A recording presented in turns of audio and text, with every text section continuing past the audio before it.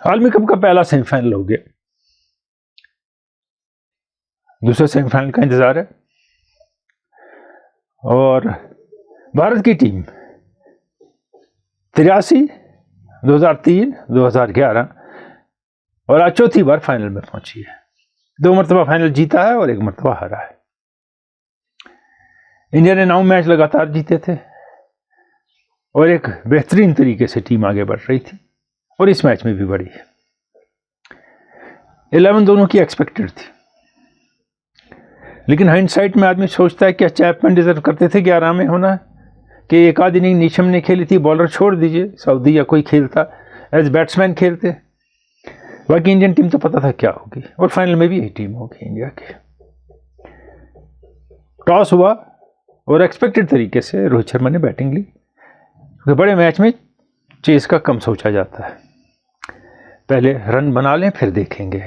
और वानखेड़े में ये हुआ है कि जो टीम सेकंड बैटिंग करती है पहले 12-13 ओवर में, उनके लिए बैटिंग बहुत मुश्किल हो जाती है। जो लाइट्स का चेंज ओवर होता है, उसके बाद जो समंदर से हवा आती है और जो बाकी चीज़ें होती हैं। हालांकि वो पीरियड तो न्यूजीलैंड ने 2 विकेट खो के ही सर्वाइव किया।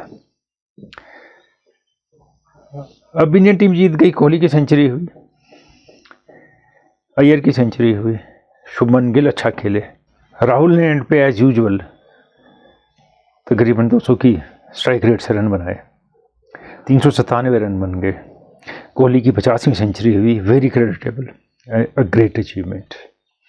और मैच के दौरान जो ब्रेक आया उसमें सिर्फ कोहली की बात हुई और बाकी 21 प्लेयर थे उनको सब भूल गए, ये अलग बात है। मैंने अपने प्री मैच वीडियो में कहा था अगर इंडिया सर्कमस्पेक्ट खेलेगा शुरू में, कि ये बड़ा मैच है, थोड़ी देर रुक के खेलते हैं फिर अटैक करेंगे, तो न्यूजीलैंड अंदर आ जाएगा। इंडिया को अपनी गेम खेलनी है और रोहित शर्मा ने दिखा दिया अपनी गेम कैसे खेली जाती है from ball 1। The credit for 397 goes to Rohit Sharma.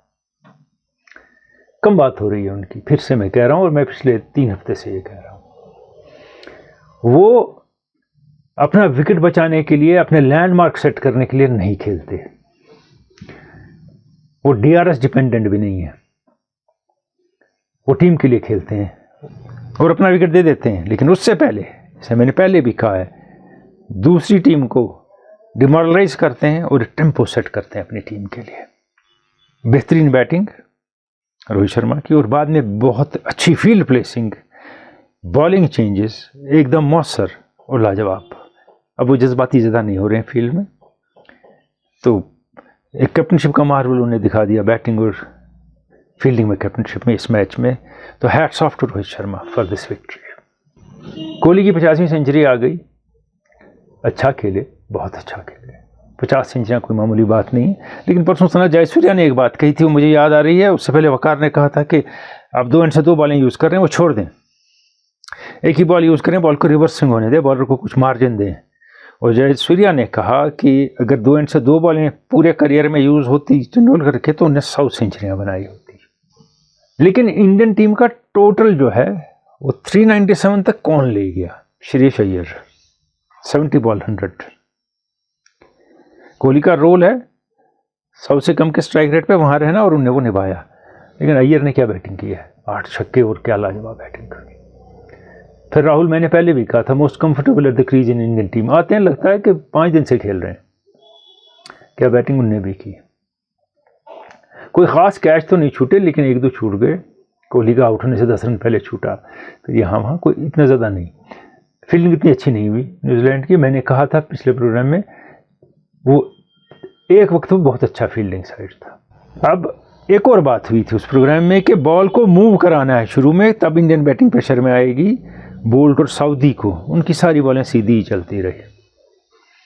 एक बॉल मूव हुई थी जिस पे एलडब्ल्यू की अपील हुई थी, फिर रिव्यू किया गया था कोहली को, लेकिन वो एज लगा था उस पर। और इस सीधी बॉलों से इस कैलिबर के बैट्समैन हासिल नहीं होते। अब पेस भी उतनी नहीं है उन बॉलर्स की, तो they were taken to cleaners. Bolt a big disappointment throughout the tournament but for 1 match. Southee came late, वो पिटते हैं, हमें पता है, विकेट ले लेते हैं, उसमें विकेट ले लिए लेकिन 100 रन दिए। अब जो सबसे अच्छे बॉलर है सेंटनर, मैंने कहा था फिलिप्स को पीटेंगे, उसके बाद फिलिप्स। लेकिन कहीं ना कहीं विलियमसन कुछ भूल गए, फास्ट बॉलर्स के चक्कर में फिलिप्स को कम ओवर दिए और मिचेल को यूज़ नहीं किया जैसे पिट रहे थे, करना था। उनसे ज़्यादा क्या पिटते, उनको तो 18 रन ओवर में पड़ रहे थे, अगर इनको भी पड़ जाते। एक तजर्बा दिखाऊंगा आपको बॉलिंग का न्यूजीलैंड की। 3 fast bowler, Boult, Southee and Ferguson, जिसे मैंने कभी भी ज़्यादा मोल नहीं दिया लिमिटेड ओवर्स में, पता नहीं क्यों, how he so much hyped. 3 fast bowler, 28 over, 251 run, 8.96 के रन रेट से, 8.96 से रन दिए हैं 3 फास्ट बॉलर ने 28 ओवर में, 251 रन। वो कुछ ना कर पाए, न समझ पाए, और यार्कर तो भूल ही गए थे। 3 यार्कर उन्हें इनिंग में की होंगी शायद। स्लो बाउंसर की बहुत कोशिश की, स्लो बॉलों की, वो भी जो उन्हें चेंज ऑफ पेस किया वो इतना शॉर्ट था कि वो स्टेडियम के बाहर ही गया या ग्राउंड के बाहर ही गया शॉट। सैटन और फिलिप्स 15 ओवर करते हैं, 86 रन देते हैं, लेकिन फिलिप्स 5-6 ओवर करते हैं और 8 में 65 फर्गूसन दे देते हैं। वो वुड और हारिस रूफ की कैटेगरी के, दौड़े फेंका बॉल जहाँ गिरी। और मैं डिस्क्रेडिट नहीं कर रहा हूँ इंडियन बैटिंग को, लेकिन इतनी ख़राब बॉलिंग इस स्टेज पे आके टीम करेगी, इट वॉज अनएक्सपेक्टेड। अब टोटल बड़ा सेट हो गया, तो ऑन सेट से मैंने कहा था, पहले भी ये भी बात हुई थी कि ऑन सेट से अटैक करना है न्यूजीलैंड को, तब इंडियन फास्ट बॉलिंग अनसेटल होगी। रविंद्रा और कॉनवे विकेट ही बचाते रहे, क्या उन्हें कहा गया था? 15 बॉलों में 13 कॉनवे और 22 बॉलों में 13 रविंद्रा, सचिन रविंद्रा। टोन तो कोई सेट नहीं हुई, दोनों निकल गए उसके बाद। And then again Shami effect, पहले 2 बैट्समैन शमी ले गए, उसके बाद जो केन विलियमसन और मिचेल की पार्टनरशिप जमी है 220 फॉर 2, 32.2 ओवर्स में इंडिया को टफ फाइट की तरफ देने की तरफ जा रहे हैं वो। और फिर शमी आते हैं स्लोवर बॉल पे, तो उसे बॉल उठाई बाहर फेंकना चाहते थे केन विलियमसन, लेकिन वो थोड़ा नीचे लगी बैठ के कैच हो गए, और उसी ओवर में लेथम साफ, फिर 2 विकेट इकट्ठे, और तकरीबन कहानी ख़त्म होने लगी न्यूजीलैंड की।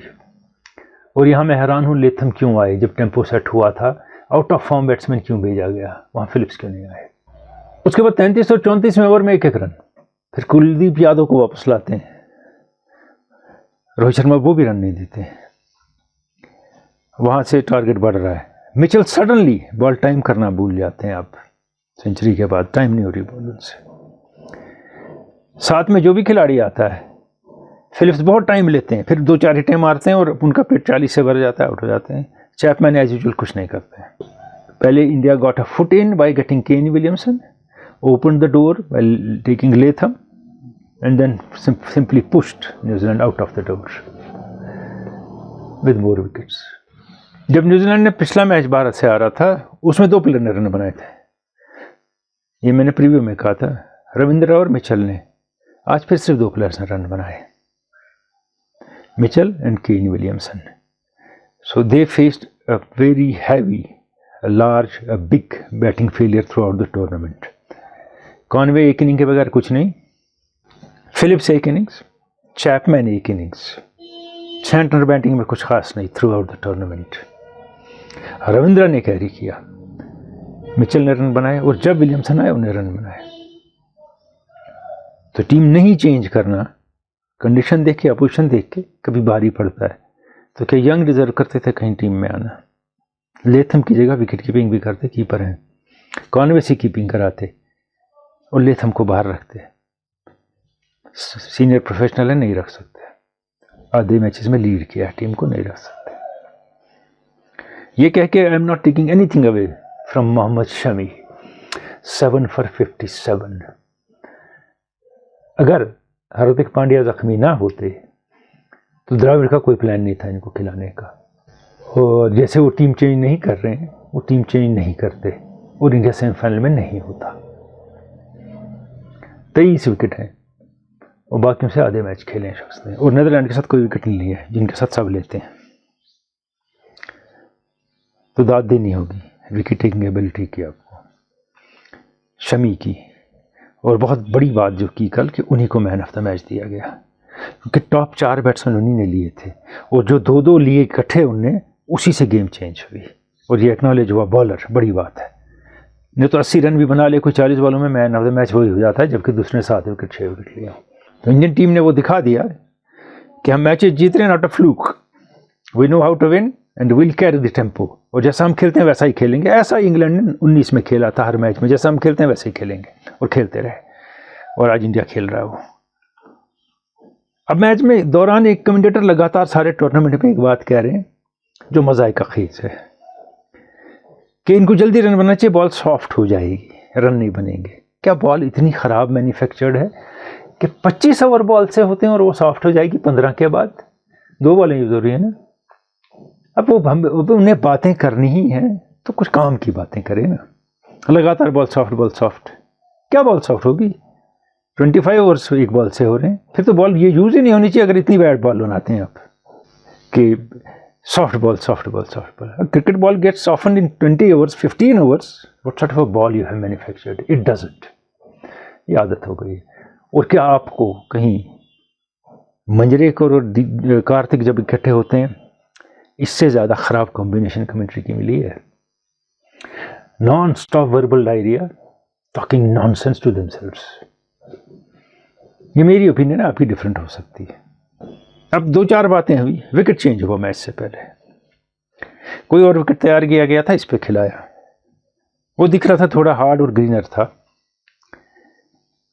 कहा द्रविड़ के कहने पे हुआ है लोगों ने कि ये विकेट टर्न लेगा, दूसरा स्पिनर करेंगे कमाल। दोनों स्पिनर इंडिया के बुरी तरह से पिटे, और सिर्फ एंड पे कुछ यादव ने विकेट लिए, जडेजा ने कोई विकेट नहीं लिया। ऐसा कुछ नहीं हुआ। दूसरा इम्पैक्ट ये था, शायद उस विकेट पे उनके फास्ट बॉलर ज़्यादा फ़ायदा उठाते, लग रहा था, फर्बर एंड ग्रीनर। तो इंडियन फास्ट बॉलर नहीं उठाते फ़ायदा, वो तो उनसे अच्छे हैं। फ़र्क क्या पड़ता? आई don't think any it would have affected much. और एक और मामला, मगर अगर ऐसा हुआ है तो फिर बहुत कुछ हो रहा है जो नहीं होना चाहिए था इस आलमी कप में। दूसरा, एक साहब ने लिखा कि जब टॉस हुआ, रोहित शर्मा ने कॉइन दूर फेंका, मैच रेफरी गए, उनने कॉइन उठाया और कहा आप टॉस जीत गए। ना अपोजिट कैप्टन ने देखा, ना टीवी ने दिखाया, तो हमें शक है। हम यहाँ बैठ के डाउट नहीं कर सकते ऑफ बैड इंटेंशंस। हम कैसे कहेंगे कि मैच रेफरी ने झूठ या गलत बोला? हम नहीं कह सकते। उन्हें ऐसे उठा लिया और कह दिया, लेकिन हकीकत ये थी कि उनको दिखाना चाहिए था केन विलियमसन को एक, और अगर टीवी दिखा लेता अलग बात है, लेकिन केन विलियमसन का देखना ज़रूरी था। I don't think any foul play there also. लेकिन पिच रोटेशन के बारे में जो आईसीसी ने कहा है वो एक मजाक है। उनने कहा कि हम मैचेस में पिचेस बदलते थे तो हम डिफरेंट पिच पे खिलाते थे। इस पिच पे तो 3 मैच हो चुके थे, आज तो डिफरेंट पे खेलना चाहिए था ना। फिर आपने रोटेशन कहाँ की? आपने उसी पे खिलाया। तो ICC is down and dusted. So full credit to India for a resounding performance in a match in which 727 runs were scored in less than 100 overs. अब इंडिया क्या चाहेगा? फाइनल में किससे मिले? साउथ अफ्रीका से, नॉट ऑस्ट्रेलिया। इंडिया चाहेगा Australia हार जाए, आज साउथ अफ्रीका मिले। Australia has been to this place, they know how to play in such situations. South Africa के लिए फर्स्ट टाइम होगा। ये नहीं कि वो फिर हार जाएंगे, मैं आज ही कह रहा हूँ, नहीं। इंडिया प्रेफर करेगा साउथ अफ्रीका फाइनल में आए, ऑस्ट्रेलिया ना आए। बाकी बातें पड़ोस में उथल पुथल टीम में वगैरह वो किसी और शुमारे में बात करेंगे, लेकिन आज सिर्फ वर्ल्ड कप की बात। Thank you.